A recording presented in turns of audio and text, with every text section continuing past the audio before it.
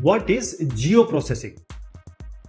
Whenever you encounter with the word geo, that means we are talking about Earth, our planet Earth. Processing means you will give some input, there will be mathematical computation, programming computation, everything will be done, and then you'll get some output. This is processing. So processing for Earth or whatever features are there on Earth, this is called as geoprocessing. So these are various combination of tools, and this combines the simple buffer way, polygon overlay. It can go up to regression analysis, image classification.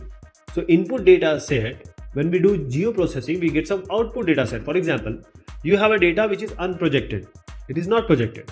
You don't have a projection information because you need projection to show it in the any kind of software or application. Now we applied this tool, that is geoprocessing tool, which is called the projection say tool, and now the data has become projected data. So the process contains tool, and the tool has parameters. It's all about making the data meaningful. So this is the processing of geographic information. That is why we are calling it as geoprocessing, and it performs various functions. Spatial analysis, modeling, because we have different functions which are already being programmed as tools, and it will transform the data set. So now see here, I'll give you an example. So we have a map. We select a school. That is, we selected a layer by its attribute or its property. Now we defined an area where the billboards or the signboards are not allowed. So we created a buffer zone, that this school, around this school, this area is not allowed for billboard. For example, near a hospital, there is a zone where you cannot horn or honk.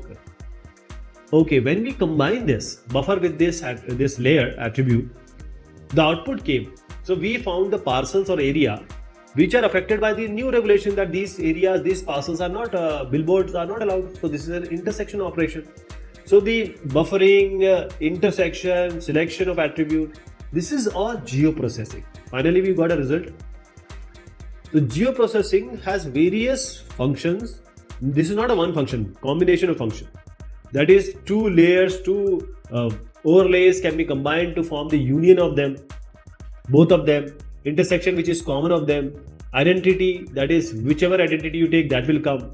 And you have a clipping feature, combine and just clip that area, that is the circular area we want to cut out of some area. Then we can dissolve, that is, multiple parts can be dissolved in one, merged, they can be merged, and the buffer zone which I just showed. So these are the geoprocessing.